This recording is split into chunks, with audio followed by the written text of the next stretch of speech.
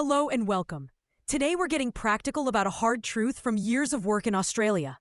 Documentaries only drive conservation outcomes when they're engineered for a decision window and backed by a coalition ready to convert attention into enforceable change. Most teams chase virality and stop at awareness. Outcomes don't follow views. They follow pressure on a specific lever at the right time. An endangered species listing, a harvest quota, a water allocation rule, a procurement policy, or a corporate standard regulators will later cite. Don't treat your film like entertainment. Treat it like a precision instrument, a legal brief wrapped in a gripping narrative. Make it legible to regulators, usable by litigators, and timed for policy advisors who have a briefing on Wednesday. In Australia's federal system, leverage lies in the details. A state environment minister can't declare new parks without treasury and consultation.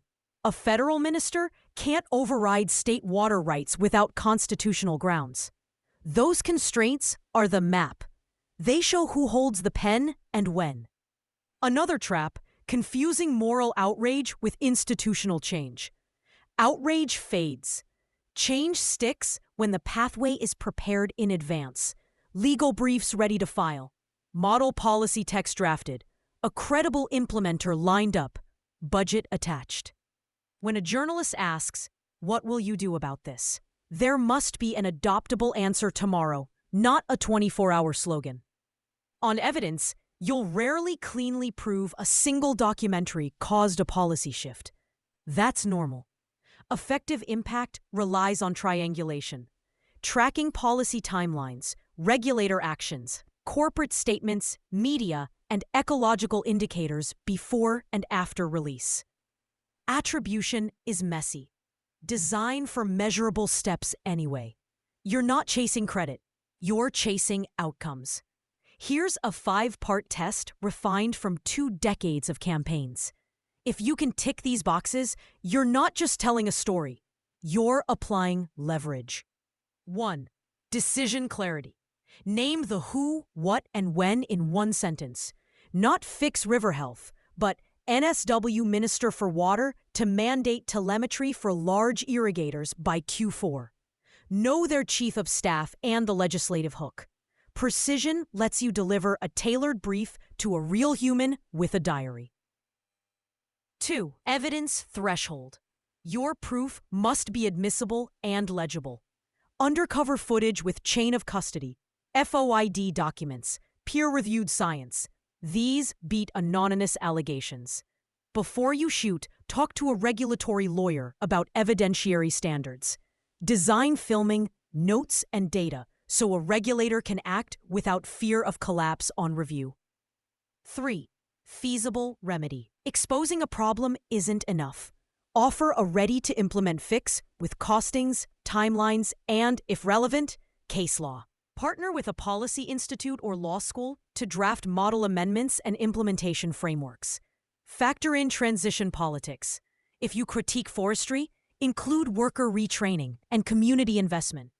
People move when they can see where they land. 4. Organized coalition. The broadcast is the opening volley. Who catches the ball after the credits? Pre-briefed NGOs to file complaints. First Nations organizations with authority and leadership. Litigators with papers drafted, scientists for technical briefings, community groups ready for MP meetings. Pair access and enforcement. Someone who gets into the minister's office quickly, and someone who moves in court if the meeting fails. That dual track creates credible pressure. 5. Reputational pressure. Systems don't move. Accountable people do. Identify a visible entity, a company, an agency head, a minister, whose incentives change under scrutiny. In our Westminster system, ministerial responsibility is leverage. If your story is bulletproof and your remedy feasible, incentives align for swift action. With those in place, land during a decision window. Timing is everything. Map the calendar. Species listing committee meetings, water sharing plan consultations, supermarket supplier standard refreshes, budget finalization. Your release should collide with those dates, not miss them by a month. With groundwork laid, a Monday investigation can spark the parliamentary question by Tuesday and a corporate policy shift by Friday. The landscape is shifting. Streaming premieres and social cutdowns reach millions fast. That can set the agenda if you're ready. Legal risk is evolving too. Defamation reforms and platform rules shape what's published, how it spreads, and who's liable. Build legal review in early.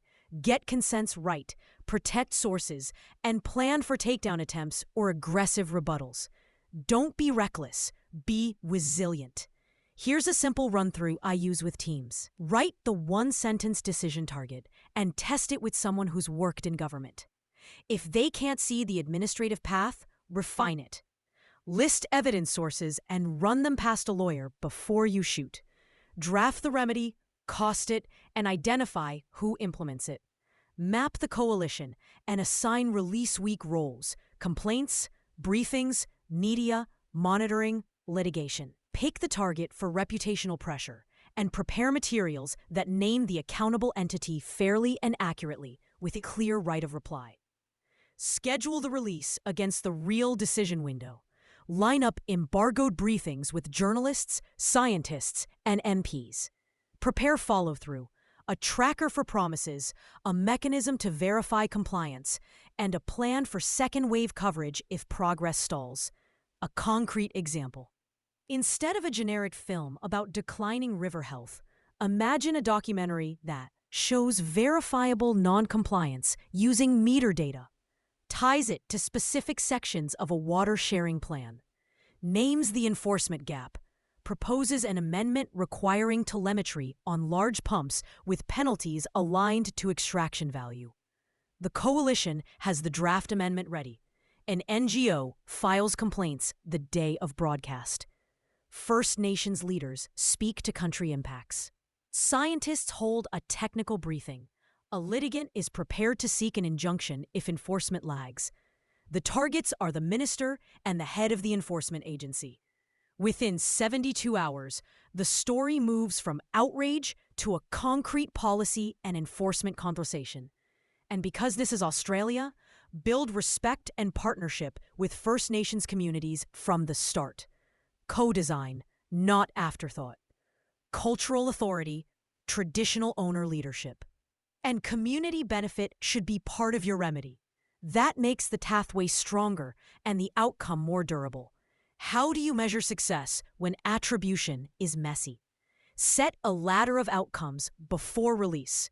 Tier 1, regulatory acknowledgement and a formal review. Tier 2, commitments to specific policy changes or enforcement actions.